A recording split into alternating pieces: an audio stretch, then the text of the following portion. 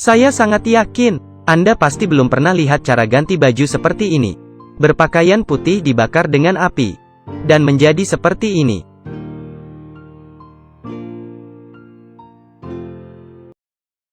Dia adalah seorang desainer baju. Namun belum lama ini dia adalah seorang pencuri.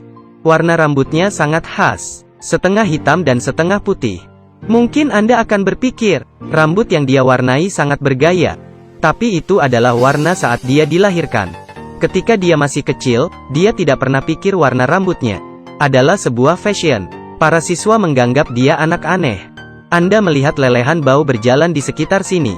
Gaya rambutnya benar-benar seperti Sigung. Karena aneh, teman-teman selalu mempermainkan dia. Tetapi kebanyakan dari mereka berhasil dilawan dia. Akhirnya, ia dikeluarkan dari sekolah karena selalu berkelahi. Ibu memutuskan membawanya pergi ke London. Tapi keluarga tidak terlalu kaya. Ibunya membawanya ke pesta yang diselenggarakan oleh orang kaya. Dan mencari temannya untuk meminjam uang. Tapi dia yang nakal juga menyelinap masuk ke pesta. Ini adalah pertama kali dalam hidupnya dia melihat pesta. Langkah yang indah dan gaun yang cantik membuatnya merasa seperti sudah menemukan mimpinya. Tapi dia ditemukan oleh penjaga keamanan. 3 anjing jahat juga menerkamnya. Dia berlari keluar dari aula pesta dan jatuh ke atas rumput. Tapi anjing jahat malah berlari menuju ibunya.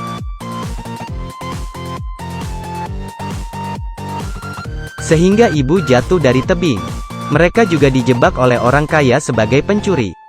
Tapi dia berhasil melompat ke sebuah truk. Dan sampai di London. Dia menangis di bawah air mancur. Ibunya sudah meninggal. Sekarang dia menjadi yatim piatu. Ketika dia bangun, dia bertemu 2 anak laki-laki. Dan dari saat itu juga, hidupnya mulai berubah. Perlahan-lahan gadis itu tumbuh dewasa. Bersama dengan kedua anak laki-laki itu, mereka mulai mencuri barang. Namun dia juga memiliki bakat lain untuk desain baju. Pakaian yang mereka pakai saat beraksi. Itu semua dirancang olehnya. Sehingga membuat mereka dengan mudah keluar masuk ke banyak tempat kelas atas. Untuk mencuri barang yang lebih berharga. Di sebuah kesempatan, rekannya membawa informasinya. Dimasukkan ke kantor personil perusahaan desain pakaian. Sehingga dia bisa bekerja di situ. Lagi pula, dia tidak bisa menyia-nyiakan bakatnya. Dia pergi bekerja dengan percaya diri. Tapi pekerjaan bukanlah desainer. Namun hanya seorang pembersih. Dia selalu mencari kesempatan agar pemimpin melihat desainnya.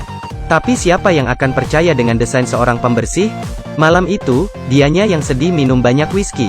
Sehingga dengan mabuk dia masuk ke jendela pajangan. Keesokan hari dia dibanguni oleh orang lain. Jendela pajangan itu berantakan. Model ini dirancang ulang olehnya dengan kertas koran. Walaupun tampak berantakan tapi menarik banyak perhatian orang. Manajer menariknya keluar. Manajer berpikir ini sangat merusak citra perusahaan. Tapi beberapa orang sangat menghargainya. Seorang perancang pakaian yang paling terkenal di London, Baroness, turun di depan toko itu. Dia melihat model di jendela. Tampilan jendela yang disusun oleh gadis itu adalah sesuatu yang terbaik yang pernah kulihat dalam 10 tahun. Ya, dia bisa pergi bekerja untuk Baroness keesokan harinya. Baroness terlihat sangat elegan. Tapi sebenarnya dia sangat keras. Sangat sulit melayaninya. Hari pertama di tempat kerja. Desainnya dipuji oleh Baroness. Kemudian dia menjadi asisten pribadi Baroness. Dengan senang dia datang ke air mancur dan berbicara dengan ibunya. Dan memamerkan prestasinya. Tapi segera dia menemukan rahasia yang mengejutkan. Baroness memakai kalung ibunya. Dia mencoba menanyakan asal-usul kalung itu. Tapi Baroness mengatakan kepadanya, kalung ini adalah pusaka keluarganya. Dulu kalung ini pernah dicuri oleh seorang pelayan. Dicuri? Itu tidak mungkin. Awalnya kalung itu diserahkan oleh ibunya kepadanya. Namun dia tidak sengaja menjatuhkannya di pesta itu. Jadi kalung ini, dia akan mencurinya? Bersama 2 teman pencurinya, dia membuat rencana yang terperinci. Baroness biasanya hanya tertarik pada beberapa hal. Pertama adalah wanita yang menyinggung emosinya. Kedua adalah wanita yang berpakaian lebih cantik darinya. Keduanya akan mengalihkan perhatiannya. Tak lama kemudian Baroness akan mengadakan sebuah pesta. Itu adalah saat yang tepat untuk beraksi. Kedua teman menyelip masuk ke dalam pesta itu. Ini adalah awal dari adegan sebelumnya. Dengan sengaja menarik perhatian semua orang. Kemudian menyelesaikan sulap ganti baju yang cantik. Kecantikannya membuat semua orang terpana di tempat. terutama gaya rambutnya. Dia menyebut dirinya Cruella. Cara ini membuat Baroness sangat tidak senang. Kemudian temannya juga mengganggu suasana pesta. Apakah itu tikus? Dia menggunakan kesempatan ini untuk mengambil kalung Baroness. Saat itu juga Baroness meniup peluitnya, memerintahkan anjing jahatnya untuk menyerang. Dia tiba-tiba teringat. Dia juga pernah mendengar suara ini sebelumnya. Baroness yang memerintahkan anjing jahat untuk membunuh ibunya. Tapi dalam kekacauan, kalung yang baru saja dicuri ditelan oleh salah satu anjing jahat. Rencananya gagal, tapi dia mengetahui sesuatu yang penting, yaitu kematian ibunya bukan karena dirinya. Baroness adalah pembunuh yang sebenarnya. Pada malam hari, dia terjaga sepanjang malam. Dia terus berpikir bagaimana untuk membalas dendam. Kemudian dia mulai tersenyum. Mungkin rencana sebenarnya adalah identitas barunya, Cruella. Keesokan harinya dia mengubah gaunnya. Mulai dari sekarang, dia akan menjadi mimpi buruk Baroness. Dia mulai memimpin tren baru. Tapi rencana pertamanya adalah untuk mencuri 3 anjing jahat Baroness. Hal ini dapat dengan mudah diselesaikan oleh teman-temannya. Kemudian dia dengan cara yang keren. Dia muncul di berbagai acara yang dihadiri oleh Baroness. Media terus meliputi dia. Hal ini membuat Baroness sangat sakit kepala. Penjualan pakaian Baroness juga anjlok. Tapi jangan lupa, pada saat itu dia juga asisten Baroness. Masih ada hal yang lebih parah. Saat dia membantu Baroness merancang gaun, dengan hati-hati dia menjahit permata dekoratif untuk gaun itu. Dan pada malam hari sebelum gaun itu dirilis, sesuatu yang aneh telah terjadi. Tiba-tiba keluar serangga penyengat yang sangat banyak. Ini menakuti semua orang di pesta. Mengapa ini bisa terjadi? Ternyata permata yang dia jahit di gaun itu sebenarnya adalah telur serangga. Saat Cruella bernyanyi untuk merayakan kemenangannya, dia menemukan bahwa Baroness sudah lebih awal mengetahui semua itu. Rencana dan identitasnya semua terekspos. Dan Baroness akan membunuhnya. Teman-teman juga dibawa pergi. Dan dia akan dibakar hidup-hidup. Kesadarannya memudar di tengah kobaran api. Cruella adalah lawan besar Baroness, bintang yang bersinar di dunia fashion London, meninggal dalam sebuah kebakaran besar.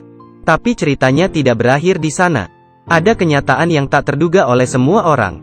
Ketika Cruella bangun, dia menemukan dirinya tidak mati. Tapi dia diselamatkan oleh pengawal Baroness. Dan dia juga memberinya kalung itu. Dia juga menceritakan rahasia yang lebih besar. Ada kunci pada kalung ini. Bisa membuka kotak kecil. Dalam kotak kecil itu, ada akte kelahiran di dalamnya. Dan akte itu tertulis namanya. Dan ibu kandungnya adalah Baroness. Ternyata Baroness adalah seorang yang sangat narsisme. Dia sangat marah ketika dia mengetahui bahwa dirinya hamil. Tapi pacarnya sangat senang. Dia juga menghadiahkan sebuah kalung. Pada hari Baroness melahirkan anak, dia menyuruh anak buahnya untuk membuang anak itu. Tapi anak buahnya merasa ini sangat kejam, sehingga dia memberikan bayi itu ke seorang pelayan. Pelayan itu adalah ibu angkat Cruella. Hanya ibu angkat dan penjaga yang tahu tentang hal itu. Baroness membohongi pacarnya, anak yang dia lahirkan sudah meninggal. Sejak saat itu pacarnya jatuh tertimpa tangga. Bisnis keluarganya hancur. Dan Cruella adalah pewaris dari pacar Baroness. Setelah mengetahui berita itu, Cruella tidak bisa menerimanya. Dia tidak bisa menerima bahwa ibu kandungnya adalah setan. Dan ibu yang selalu dicintainya sebenarnya adalah ibu angkatnya.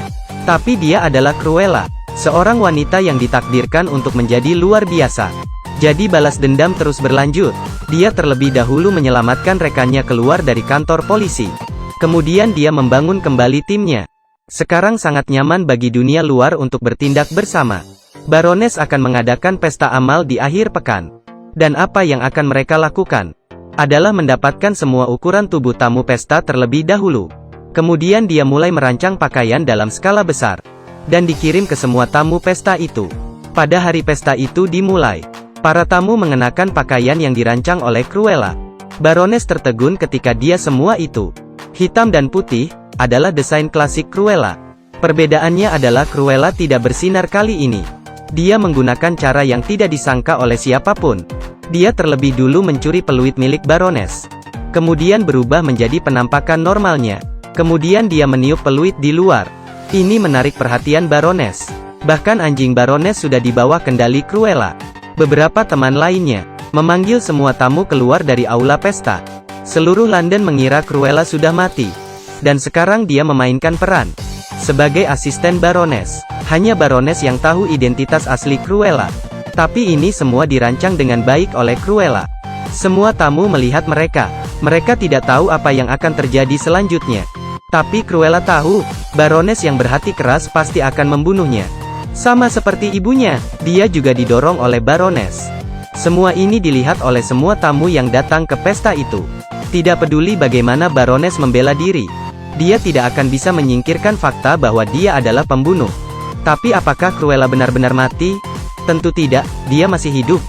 Jangan lupa bahwa dia yang merancang rencana ini. Setelah jatuh dari tebing, dia membuka parasut, gaunnya yang dia desain menjadi jaket pelampung. Baroness mendorong asistennya ke bawah. Jadi dia dibawa pergi oleh polisi atas tuduhan pembunuhan. Dan Cruella yang asli, baru muncul dengan bersinar di depan umum. Ini adalah film baru tahun ini, Cruella. Seluruh film memiliki irama yang ketat.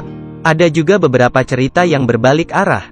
Terutama kostum dalam film. Desainnya benar-benar cukup bagus, meringkas keseluruhan film ini. Ibuku yang membunuh ibuku yang jahat. Ibuku membunuhku. Akhirnya aku membalas dendam dan membunuh ibuku. Baiklah, itu saja untuk film hari ini. Ketemu lagi di film berikut. Terutama kostum dalam film. Desainnya benar-benar cukup bagus, meringkas keseluruhan film ini. Ibuku yang membunuh ibuku yang jahat. Ibuku membunuhku. Akhirnya aku membalas dendam dan membunuh ibuku. Baiklah, itu saja untuk film hari ini.